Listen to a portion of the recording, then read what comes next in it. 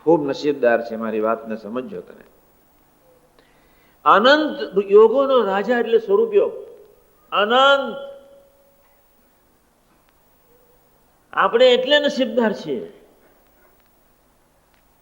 ગુણાદાન સાહેબની વાત આ કેટલી બધી સાદી, સીધી, સરળ. અખતરો કરો પછી આવો અહીંયા. તમે જયારે સંસારમાં મિઝરેબલી ફેલ જાઓ,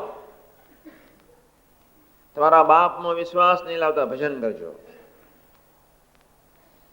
સંસાર છે, તમારું કોઈ પ્રારબ્ધ છે, ભરતીઓ આવવાની જ છે. આ વાતમાં વિશ્વાસ નહીં લાવતા, ક્યારેય નહીં.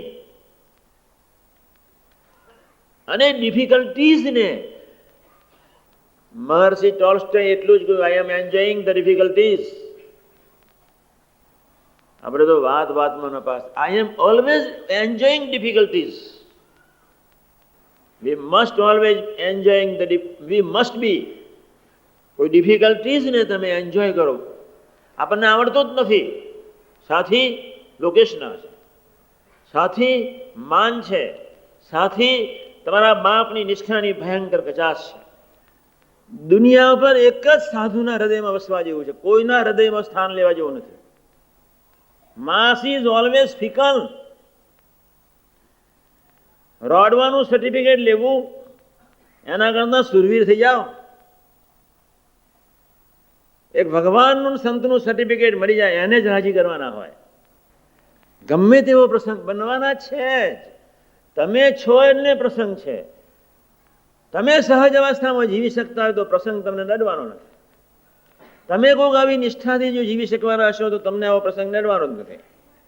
નેચરલ ન નડે. આપણે કોઈ માર કાઢવાનો છે?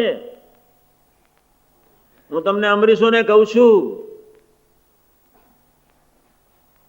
તમે જેમ તમારા હૈયાને છે જેમ જેમ ભક્તિભાવ ઘરમાં પ્રગટ થશે, ઘરના બધા જ પાત્રો ભગવાનના છે એવું ખરેખર માનવા માટે કંઈક પ્રયત્ન કરશો,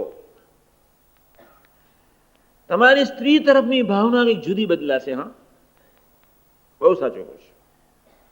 છોકરાને એની રીતે કદાચ વર્તવું હોય તો હેતથી એને વર્તાવવું. ઘરવાળીને એની રીતે વર્તવું હોય તો એને હેતથી, કોઈ નો પ્રોબ્લેમ. સર્વે રોગની દવા છે આત્મીયતા. સર્વે રોગની દવા છે સાચો પ્રેમ. સર્વે રોગની દવા છે નિષ્ઠા.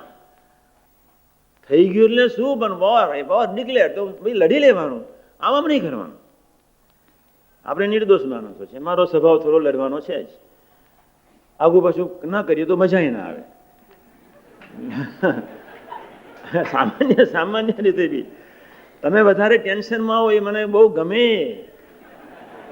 સાથી ટેન્શન સિવાય ડ્યુટીમાંથી ક્યારેય ભજન ના નીકળે, ક્યારેય ના નીકળે.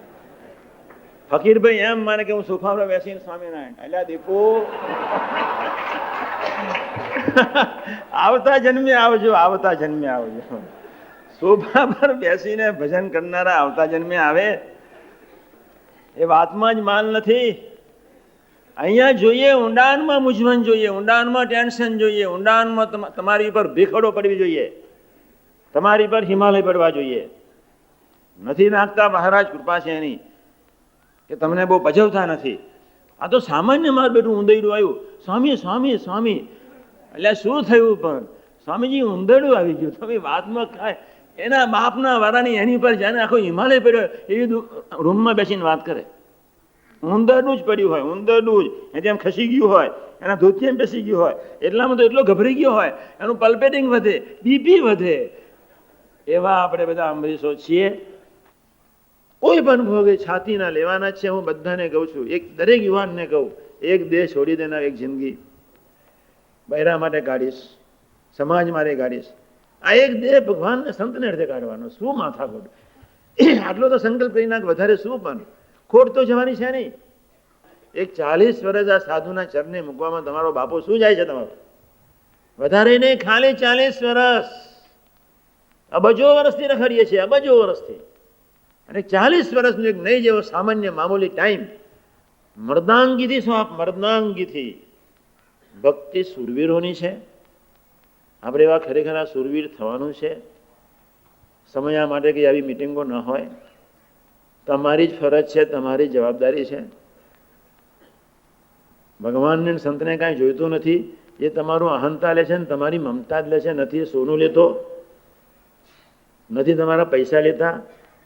લોભ છોડાવે. લોભ એટલે આશરો. તમે લોભ છોડો એટલે આશરો તરત થાય. ગ્રહસ્થની વાલમવાલી લક્ષ્મી લોભ, એની ક્રેડિટ. લોભ છોડવો જ પડે. સ્ત્રીનું વાલમવાલું સોનું એને છોડવું જ પડે.